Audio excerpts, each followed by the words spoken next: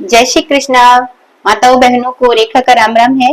और आज हम सुनेंगे राधा अष्टमी की कथा। और इस दिन जो है राधा रानी जी को झूला झुलाया जाता है, और जैसे श्री कृष्ण भगवान को अष्टमी के दिन माखन मिश्री का भोग लगाया जाता है, वैसे ही इस दिन राधा रानी को मालपुए का भोग लगाया जाता है। और वस्त्र में इनको नीले और गुलाबी वस्त्र बहुत पसंद होते हैं, तो इस दिन आप इन्हें नीले और गुलाबी वस्त्र जो है पहना सकते हैं या दान में दे सकते हैं। और इसी के साथ 16 श्रृंगार भी इनको चढ़ाए जाते हैं, और पूजा विधि के साथ करके व्रत की कथा सुनी जाती है। और हम सुनेंगे कथा। अगर आपको मेरी कथा अच्छी लगे तो आप इसे लाइक और शेयर जरूर करें। मेरे चैनल अगर आप नए हैं तो आप मेरे चैनल को सब्सक्राइब करके बेल आइकन का बटन जरूर दबाएं। आगे आने वाले सभी व्रत त्योहार की नोटिफिकेशन आप तक पहुंच जाएगी। तो चलिए सुनते हैं। एक नगर में विश्वभानु नाम का जो एक राजा रहता था, और उसका नित्य प्रतिदिन जो है स्नान ध्यान करने का नियम था, और वो इसी प्रकार स्नान ध्यान करता था। एक दिन जो है भाद्र पक्ष की शुक्ल पक्ष की अष्टमी को वो जमुना नदी में स्नान करने गए, और वहां उन्हें एक लाल कपड़ा बहता हुआ दिखाई दिया। और जैसे ही वो उसके निकट जाते हैं, उसमें एक सुंदर कन्या उनको दिखाई देती है।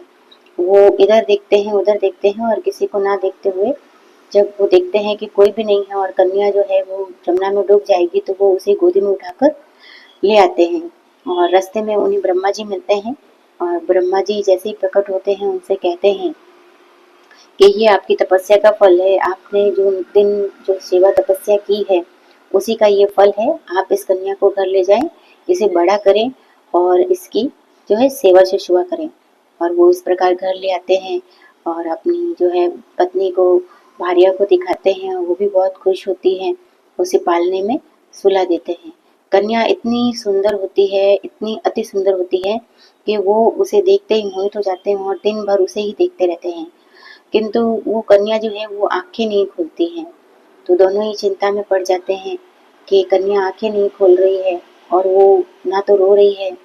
और इसी जो है चिंता में वो जो है दुखी रहने लगते हैं। तो एक दिन नारद जी आते हैं, और नारद जी उन्हें कहते हैं कि आप ऐसा कीजिए कि नगर को न्योत दीजिए, और वहीं पे जो है नंद गांव से नंद बाबा को भी न्योत दिए। और वो राजा ऐसा ही करते हैं। सारी नगरी झूमने आती है, और नंद बाबा भी उसके साथ जो है वहाँ भोजन करने आते हैं, और साथ में जो है श्री कृष्ण को गोदी में लेकर आते हैं। और वो तो नंद बाबा जो है वो तो अपनी बातों में व्यस्त हो जाते हैं।